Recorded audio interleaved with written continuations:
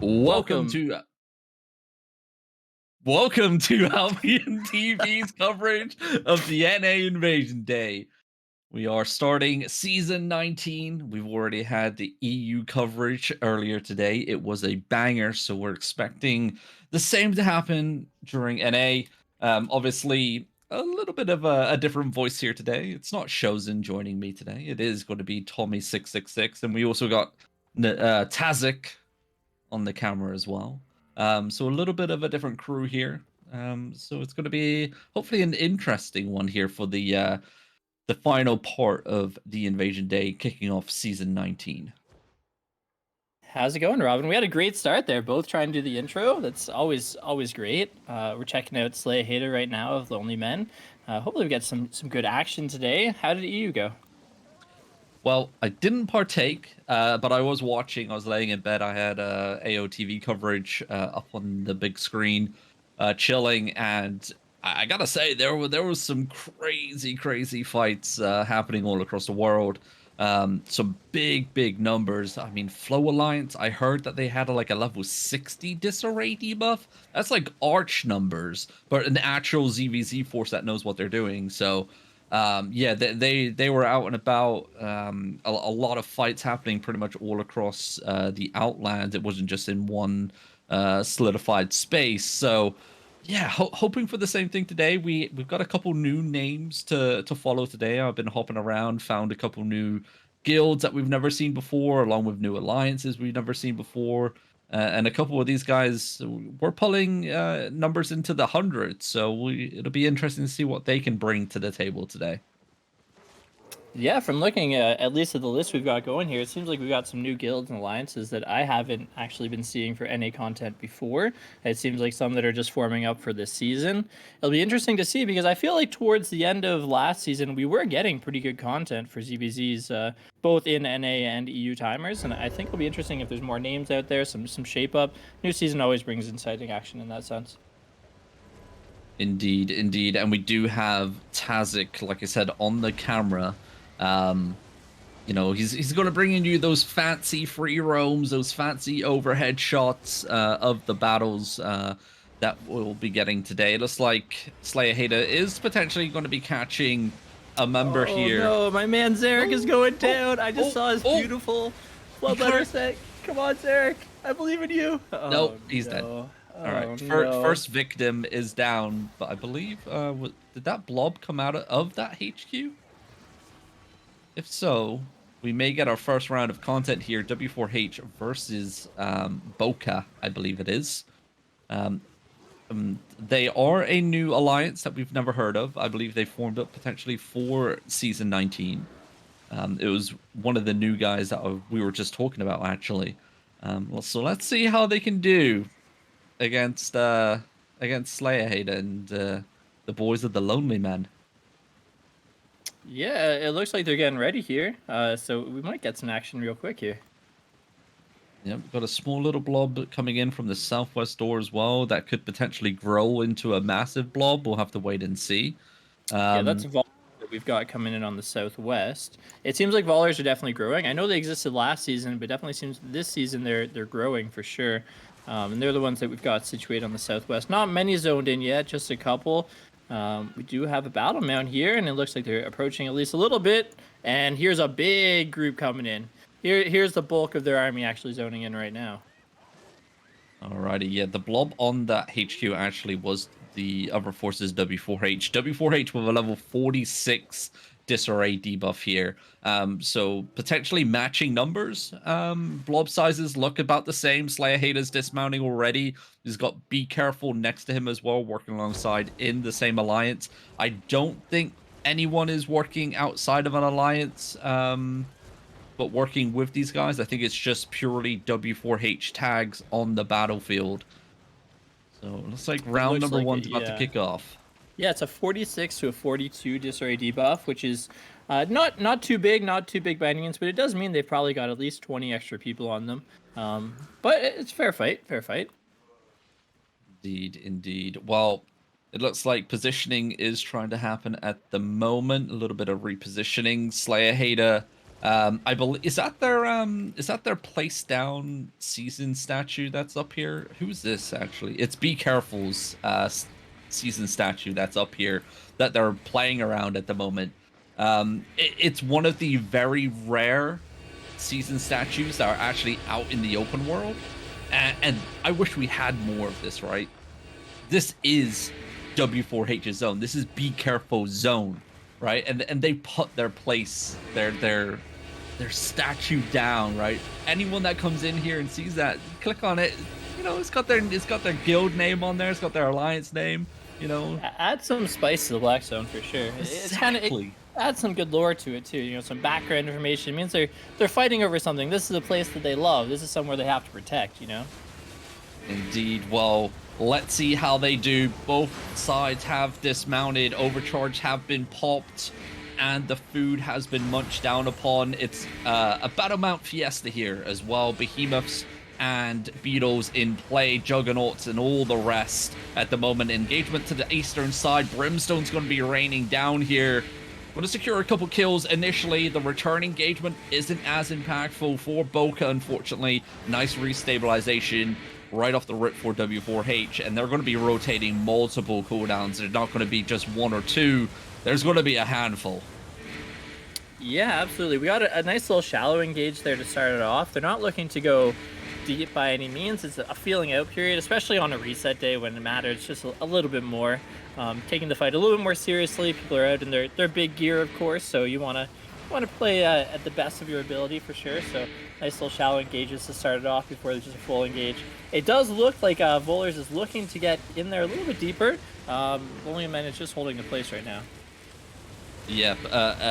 An attempt at an engagement there from Boca, but the return engagement's devastating. Now the foe forces returning back onto W4H's front line. It's going to be a deletion on both sides. Slayer Hater down to 192 HP, but the Cleric Cow saved him on that one. Going to get full heals back up on before he gets re-engaged upon. It's an interesting position here for Boca, right? On the eastern side, they don't have vision advantage, plus they're down a hill. They're pushing up onto W4H that has all the advantage. I'm quite surprised that they're taking the fight in this location. Yeah, I don't like that vision. In Albion, the vision can make a huge difference in fights, and when you're pushing in with less vision onto a spot that the enemy wants you to fight, it's not good. It's a lot harder to get into that. And it looks like Slayer's actually looking for an engage onto Volers. It's again another shallow one, some damage coming out on the tanks, but nothing too devastating. Looks like they're going to survive. Then they just go right back to their place, holding right on this statue.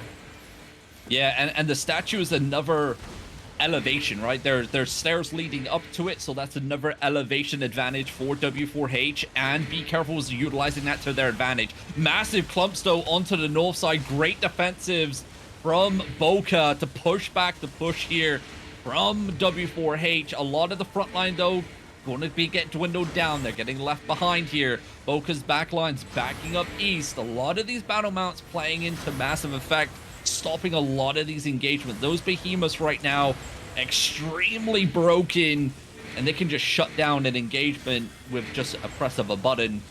Right now though, Slayer Hater, he's looking, but it's going to be Boca that strikes first. They're not going to find anything. There's Be Careful over the north side of the statue.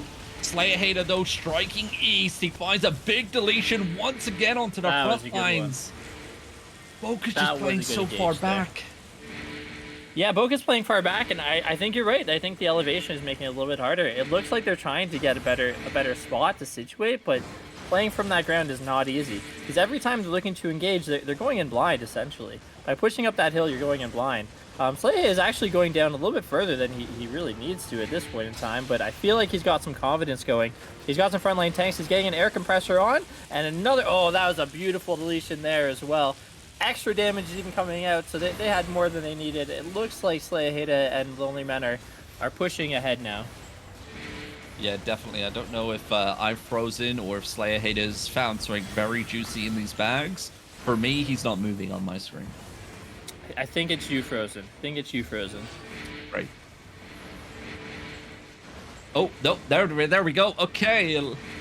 Just launch across our screen. That's going to be our end, not the game end. We are using, obviously, some cheats here to stalk these guys, watching them fight. A little bit ski-whiffed every now and then, but it is what it is. Back into the action here as, like, Boca's rotated, but they've rotated the wrong way. They've rotated north, so it means that they've lost complete vision advantage, and they haven't wrapped around. They need to go all the way west here, try and wrap behind W4H, gain that vision advantage, but it looks like it's just going to be devastation here. Here comes some big air compresses.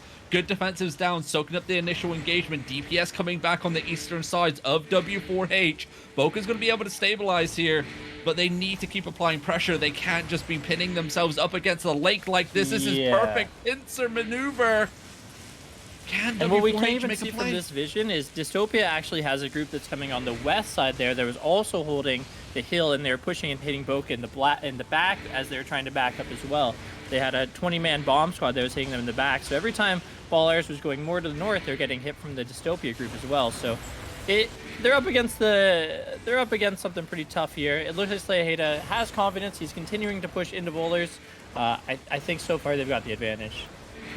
Yeah, and here's that group. There's Rampex coming in on the western side here as well. It looks like it's going to be all she wrote here for Boca. Maybe one last hurrah, who knows? But right now, numbers are dwindling. Air compresses are clumping. A return engagement onto the front line. Slayaheda down to 100 HP. Dude, that once was a little overzealous. He got a little overzealous, and he full sprinted air compressed E, and he lost a couple of his frontline tanks with him. But they weren't gifted the Cleric Cows, I don't think, so they didn't get to live that one with him. But you like to see the aggression. Exactly. You can't put someone out of the fight until they're actually clicking respawn, because it looks like reinforcements are coming in here. Gets stopped though. Massive permafrost onto the attacking forces of Boca. One or two members going to go down. Slayaheda's confident enough to carry on pushing to the northeast. W4H's army just steamrolling in right now. A knockback from the Bedrock Mace slowing down Slayaheda, but it's not going to be enough to slow down the rest of W4H. It is just a numbers game right now, and it's whoever can get out to the northeast is good luck. They're trying up here. There's guys with 100 HP. They're trying to get their mounts. I can just see, be careful, full sprinting towards them. There's quite a few people that might get caught here. That was brutal. Absolutely brutal. It was. Well, what a kickoff for the Invasion Day here for the NA coverage for Season 19. Gonna quickly hop around to make sure we're not missing anything else, because like always, it kicks off pretty much all at once here. As territories go live at 01 UTC, that means all the territories that are not claimed at the moment, that have a little golden crystal over them on the world map, they'll turn to blue at 01, and then an elite vengeful guardian lord NPC will spawn. You have to kill that. You can either do it with a select boss team of about 5 to 10 people, or you can Zerg it down. Zerging it down takes a lot longer than doing it with a dedicated boss team, but it's down to the guilds themselves who wants to do that. Obviously, the potential to run into multiple enemy Zergs that are also trying to claim those territories is big. So, yeah, a lot more action potentially coming. Also in play, we have legendary outposts and castles loot chest opening at 0130. So we got guilds out and about going for castles as well. Yeah, a lot of action could take place here. That was a great start, though. It was good to see big groups of 160 or so going at it. Nice clean 1v1 at that. It was a nice fun fight to start it out. And we had the juicy free roam action going off as well. It really gives, the perspective of the overall battle, not just from like our single POV. It gives the audience at home that a little bit better. Obviously, we had multiple different fronts. W4H had 3 different guilds fighting in that fight. So being able to zoom out, look at the overall battlefield, not just from one POV, is immense. I would hope we could do it more. But here we are. What's insane as well is just you don't understand how many people are fighting in these fights until you can get that zoomed out view. And oh my god, there's hundreds of them, man. There's so many. Yeah, it's We should wild. hop over to Sakura if we can. He's just popping food and overcharge right now. He's looking to push into the territory in Gravemount Slope right now against Desolation here. Yeah, cluster queues activated. A big blob coming in on the northwest side as well. That's going to be Escalation coming in. The Send Alliance. Flows already on the western side, and this alliance, Mori. Never heard of these guys before. They're actually getting pinned on the tower right now by the remaining members of Flow on the western side. Sakura now edging in. Bomb squad over the water. Deletion. What? Oh my gosh! What? Well, Wowzers! that's how you get your name out there, right there.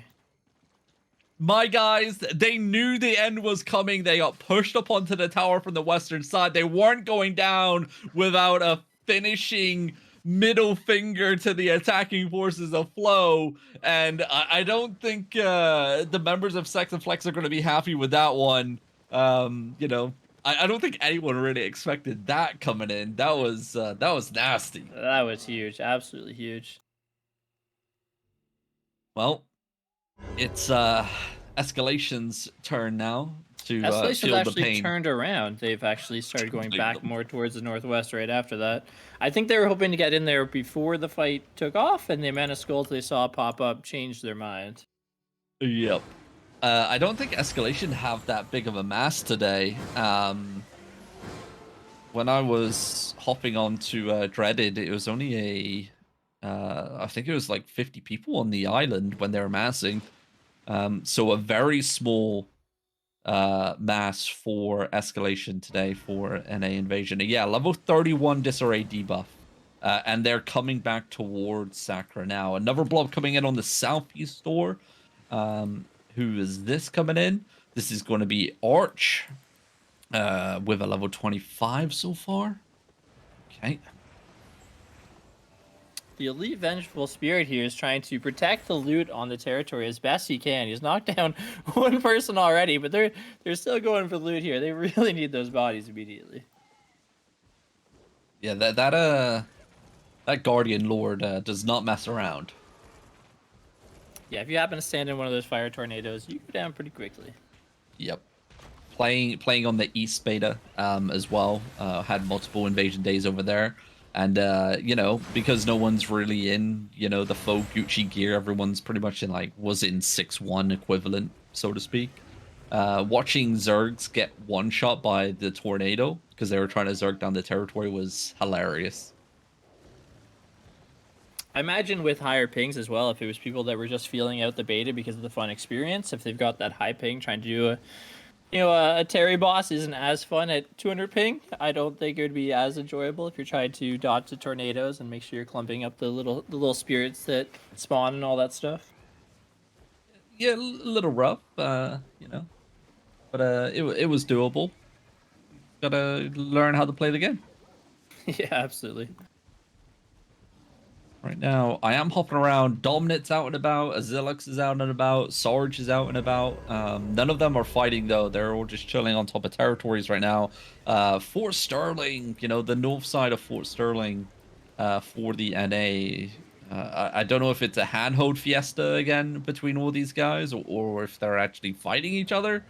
Not sure, but right now, Resident Sleeper. Yeah, so Arch is actually zoning into Slope right now, and Flow are mostly on top of them, hitting the northeast exit together. Sakura is dismounted, though. He's dismounted towards the northeast. He's looking to get some Arch catches here as a little, dessert for his crush, and he does get some Arch catches, of course. There's a few Arch bodies hitting the northeast exit there before they could zone through. You would expect that. Yeah, you always lose a few Arch every zone you go through. Exactly. Either they get ganked, or they just click on the wrong portal, or they just start gathering. You know what? Whatever it might be, whatever shiny thing they happen to see on the way. Oh dear. Well, a lot of guys just focusing getting the initial territories. Obviously, all territories start off at level 1 because it is the kickoff for season 19. You know, everyone wants to try and get their homelands back.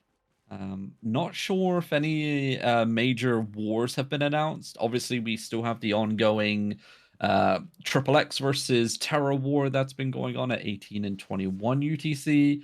But none of those guys are actually masked for the NA invasion. So yeah, it seems like a lot of the other guilds are just wandering around looking for some content at the moment. Yeah, what guilds do you know of that are looking to place in this season? Do you know of any insider info there? I believe from what I heard, I believe Para is going for number 1. Yeah, so Pora is going for first. I'm working for Pora this season. Looking forward to that. But I know there are people there contesting it. I know there's other guilds that are also looking to get the first place this season too. Do you know who those other guilds are? I don't. I was hoping you did. I was just told that Ah. there's other guilds that are going for it, but I don't have that info. I don't know. I don't know. I don't know if the agreement's already been signed, right? You never know, right? We'll never know. But there is new rewards coming for this season. Okay, hopping. Okay, hopping onto Slayer Hater. It's going to be round number 2 here. Cluster queue's activated. Like it. Positioning here for W4H. If the Zergs to the north, they once again have that vision advantage. But yeah, as Bullish these is trying guys to push southeast through the opening here, find a better spot to fight. I don't know where the better spot to fight here is. I don't think they're in a great position either way, honestly. Yeah, it's not great. In W4H, they already have Dystopia mounted, ready to reposition and hit the back lines. Now Lonely Men are mounting up to counter the reposition as well. So it's going to be a little bit of diddy dancing here, but yeah, season 19 brings the first time ever of a guild cosmetic, right? The new direwolf skins for first, second, and third place.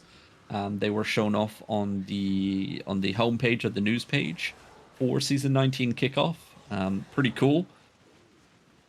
That is pretty neat, especially because they rerouted most of the season rewards to being solo. I think that was 2 seasons ago now, right? So in putting in some rewards for the first, second, third place guild makes it a little bit more exciting, makes it a little bit more competition, more reason to push your guild, more reason to mass up every single day to try to get those season rewards. I think it makes a lot of sense. Yeah, I like it. I was personally hoping for, you know, a full set unique reward, right? So you stand out like, you know, like a god amongst men. When you're walking around in like the city and out in the outlands, you know, everyone knows that you won the season because, you know, you got this dope ass skin set on. But hey, baby steps, right? Baby steps.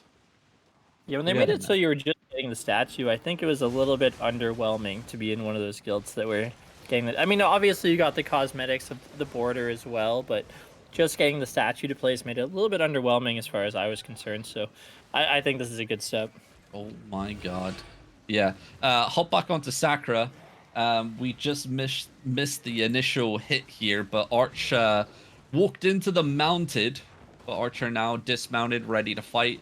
Once again, Flow in a very good position here, right? They have the South Vision advantage. 2, they have the elevated advantage as well for view, and it's Flow, right? So I think maybe 2 engages here, and we're going to be done. Here's the first. Are you pronouncing Arch dead already? Like, give them a chance here. Well, positioning-wise, right off the rip, it's extremely bad for them. Right? You know, this isn't their first rodeo. They've been around for a very long time, and the people calling for them should know better not to take this positioning here. But here we go. A collapse from the southeast here onto the back lines, and it's actually going to be Sexton Flex taking a pounding. Clump, though. Look at that clump in front of us. Okay, both sides, you know. Arch will have... Actually, I was about to say Arch probably have number advantage, but considering Flow's masses lately, I don't know if that's true. They do have numbers advantage. Arch had a 42 disarray debuff a couple minutes ago. I think that's obviously gone down to 38 or 36 by this point. And Flow at the time only had an 18 disarray debuff, so Flow definitely has less people in the zone. Flow is getting hit. There is some damage. A couple of Flow members were dropping from that engage there as well. Yeah, it's Sakra's getting bounced around like a pinball at the moment, but Arch is doing what Arch does well, and that is just engulfing the enemy Zerg. And look at this, we've got red name tags coming in left, right, and center. Sakra's trying to stabilize his Zerg, looking for a turn. Here comes another pinball, just bouncing around all over the place. Defensives are down. I don't know what Sakra has left in terms of damage, but he should be looking east right now to these clumps, trying to find them. Preemptive Night Helm's down for Arch. That's going to mitigate the clump from the air compressor. That's going to be the big opening here for Sakra on the one-handed mace. So a nothing burger out of that engagement. Arch, though, keeping the CC locked in here. They're starting to come in east. Nice eagle placement right onto the retreating forces of Sakra and Flow, but not enough just aggressiveness from Arch. They need to get in here. They got Flow on the back ropes. They got to end it here. Flow, though, going to be soaking up this engagement. They're looking back east. Archer stacked in this choke point. Defensives were down, but quite a few members of Arch hitting the floor. There's not a lot of members of Sex and Flex left, though. They got down to a level 9 disarray debuff at one point there, so it's looking a little bit rough. There's still a lot of Arch that are just absolutely swarming them. You're right. In terms of their playstyle, they're just everywhere. They're all around you. Everywhere you go, there is Arch. They're trying to kite northwest, which would normally be the right play, but there's already a whole bunch of Arch that are just out of position already to hit you up here. I think Flow is gonna go down here. I think they're gonna go down here. I think so as well. That counter there, obviously Sakra wanted to delete the clump that was directly on top of him, but the Beetle there, I believe it was Godlord from Arch, he actually shut down that whole entire engagement that was about to destroy them when they were clumped up there. And it looks like the final blow here as Sakra gets pinned down.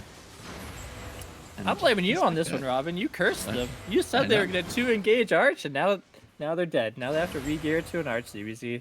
It's all your fault, Robin. I like it when Arch proves me wrong. It's what I live for. A good Arch battle. And talking about battles, we do have content over here on X Sarge of Militant, the One-Shot Alliance versus Grape here in Everwinter Plains. I believe there's potentially another group in the zone as well, as there's split off blobs to the east and west. But right now, One-Shot's reinforcements coming here. Grape on the back foot. They are retreating to the north. Hardly any defensives coming down. Clumps coming out. No damage, no nothing for Grape as they retreat to the northeast. And One-Shot, you know, there's not a lot of Grape members left here. Grape is down to a level 8 disarray debuff. They've got about 35 people here. And last time I looked at One-Shot, they had about 100. So I think Grape is getting run down by this point. We might have missed the bulk of the action. We might have just come in for the finish on this one. Yeah, Sarge didn't even pop food, didn't even pop overcharge. So wasn't even worth his food on this one. Yep. We'll keep an eye out, see if anything else pops off on that front. Gonna go check out Dreaded Legend of Escalation to see if they found any content for themselves. Doesn't look like it, unless they're coming out of the city. Wait, they get wiped? It looks like it. They just came out of city. Whoa. I went back to look at what Slayhate is doing. There's a lot of skulls, and mostly Vollers is dead. So I think they went 2-0 on that one. That is rough.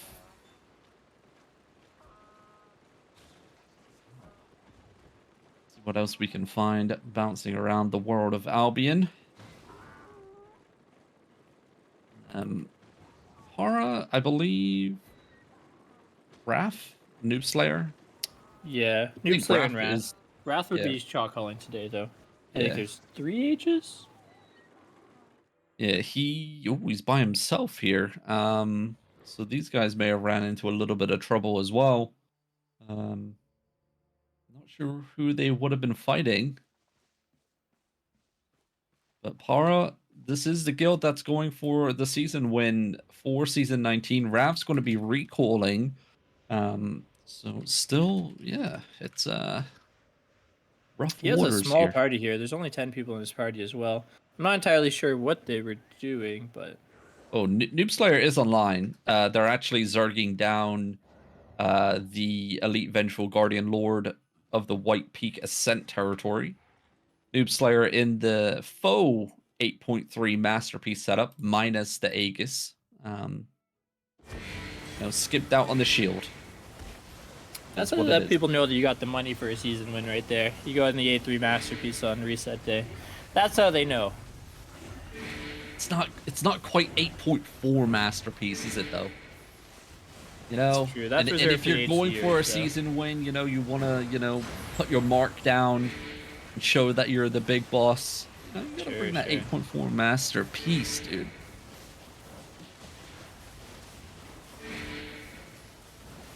Zerging down these Terry bosses does take a lot longer, doesn't it? Like you can finish this thing in 4 or 5 minutes with a group of 6 people. When it's Zerging, it looks like it's so slow in the DPS on it. Yeah, especially if you mess up not getting the ads right to explode next to it. If you mess up that, it's also some issues. We do have some stats, by the way, up on screen. That's what you're going to be seeing on the left-hand side of your screen. That is going to be the season stats for the previous season, season 18. So if your guild has been playing actively in season 18, and we know about them, we watch them quite a bit. They will have these cards going forward for the war reports. It's just a little bit of extra info. I will be adjusting some of the info on these, like what language the guild is, etc., to give a little bit more info back to the audience at home. If you're looking for a guild, check out the stats. It gives that a little bit more of extra info. I will say that the in-game guild finder option is actually very useful these days. For new players to be able to find a guild that suits their needs, it's actually very useful. As long as a guild actually takes the time to set it up properly and select the options that are applicable and all that sort of stuff, it's very helpful. It is indeed. It looks like a lot of these guilds are now starting to switch towards getting some of these legendary castles. I see a couple guilds breaking off. Escalation potentially might have a fight on them here. On Dreaded Legend. It's going to be against... Is that Make Albion Great Again? It is. They are on Terry. Dreaded Legend just dismounting here. Overcharges now getting popped in Windgrass Terrace. Another group that I haven't really seen much of. We do know Make Albion Great Again, but we do not know Quality Control, and I have not witnessed FWB Alliance. But right now, right off the rip, they find a good engagement. Great defensives down here for Escalation. Is Escalation looking for a turn and burn directly onto the front lines? Looks like a second wave, though, is going to put a stop to that. And nice bomb over the wall. Usama 7 there, nearly getting taken out, but a super aggressive playstyle here from Make Albion Great Again. You love to see it, but can they soak up this next wave? It looks like the only people who are falling right now are Escalation members. They're getting torn apart right now. Meta Abuser down on his knees and out for the count as well. Escalation looking very shaky. Yeah, it looked like they were positioning to get a re-engage, and there's a lot of clumps that they could have hit there, but they just didn't have the health, they didn't have the DPS ready in position. Dread Legend is trying to sneak up now and try to get into a spot that they can engage, but yeah, FWB, I think it's a new alliance for Mega out here. It's a two guild alliance they've got now. Oh, I just watched a Siegeo almost kill himself to reflect there. But yeah, it looks like Escalation is struggling to get in here and get a proper engage on them. Yeah, it looks like Bomb Squad is in play for Escalation outside of the territory, just on the south side. This is a level 1 territory, so these guards aren't going to be causing any much of a hassle. It is just going to be, get rid of them on the back line. It's not like they're putting healers down to, onto their knees or anything, but they are a pain. But yeah, it's going to be interesting to see if Make Albion Great Again and FWB can sustain the attack here from Escalation. Here comes another opening just onto the front lines. Defensive's down. It's not going to be a full engage, though. And Dreaded Legend's not looking to turn and burn. No, we haven't really seen a re-engage on them yet. I'm not sure. Maybe they're waiting for a better moment. I'm not sure what's going on here, but I would have expected to see at least one re-engage coming out from Escalation by this point. Yep, another tickle onto the front lines. Good damage. Great defensives, though, for the return. Dreaded Legend. Diddy dancing here. He's playing this super passively at the moment. I think he's waiting for his bomb squads to make plays. They are to the eastern side, just engaged as well. Just off to the corner of our screen. We may have been able to see that on the free roam camera itself. But right now, Dreaded Legend taking this very slow, trying to pick off people one by one. Cleric Caldo saving Puppy so far. Full engagement onto the front lines. Escalation health bars dropping, but a stabilization comes out. Dreaded Legend looking to turn and burn, but the Behemoth's knockback's going to stop that, along with those inertial rings and defensive icicles coming out. Great plays here from FWB so far. Yeah, great showing from Mega today. Mega, of course, is one of the oldest guilds that's still active in the game. I would say from season to season, it kind of changes their position of what they're trying to capture and stuff like that, but they're playing great today. They're holding very well against Escalation. Yep, and they just deleted the bomb squad on their south side outside of the territory. That's going to be Escalation's main DPS, and Dreaded Legend gets melted into oblivion. Wow. We're going to have to find ourselves a new caller. Maybe go to Viashi of Mega? I wouldn't want to switch sides. Give me a second. Let me see. I think Escalation are pulling all the way back out at the moment. Biggie X could potentially be an option. Yes. He is a Hodge, so we will be opening here.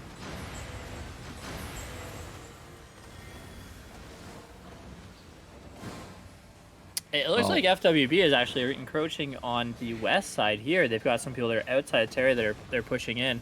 That looks like it's actually Quality Control, which is the second guild that's playing with Mega for this season in their alliance, and they're pushing on him. They're pushing on him. Some Escalation members are actually going to drop from it too. Yeah, Biggie X here trying to find that massive hand of justice. He does find a massive clump, but look at these bomb squads coming in left, right, and center. You know, FWB are just sending Escalation backwards at the moment, trying to stabilize Escalation, but are they going to split here? Are some going to go east and some going to go west? This was a mistake earlier on in the day for these guys at Castles, but these guys are getting clumped and dumped. Here comes the DPS raining down from above, and just like that, I think Escalation may just be wiped out. One last hoorah. That is a Hodge with no damage behind it. He went in, got a nice deep Hodge, and there is no DPS in it. Not a single one. Wow, what a showing here. And what an embarrassment here for Escalation. You know, they get framed as the best CBZ guild in the game right now. And they just got their, you know, their backside handed to them pretty much. It's a new season. There's new powers coming out. There's all kinds of stuff happening this season. It's exciting. I think it's fun that we're seeing upsets happen, and we're seeing you know, old guilds seem to be rising back to power. Mega looked very strong there, and from going through the names, I saw a lot of names I recognized. So I think they did some recruiting, got some bangers out here as well for this season. So that's really fun. It's good to see. Indeed, indeed. I'll let these guys know that we just watched them as well.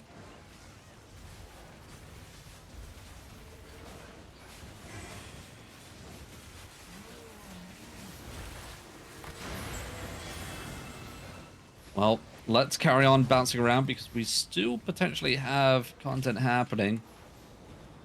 Remember, the chests open in just under 5 minutes. So See maybe if we have we'll anyone at get Castle. yeah.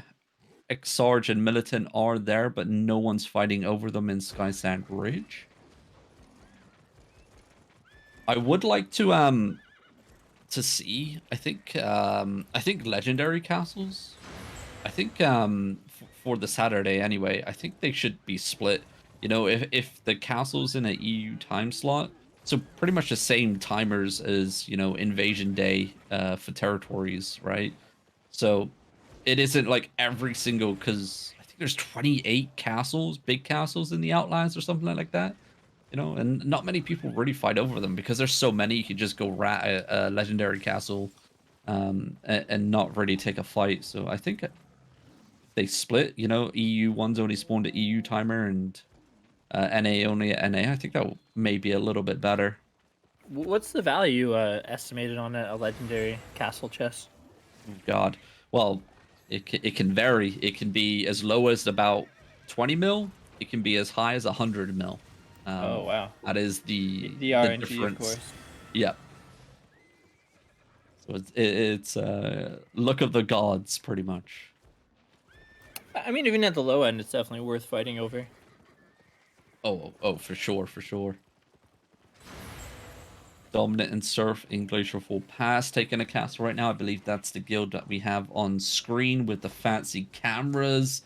God, look at that. It looks so good. Just, oh, I love it. Every time Tazik's on the free roam cam, dude, I get giddy. My man knows his camera shots. So good.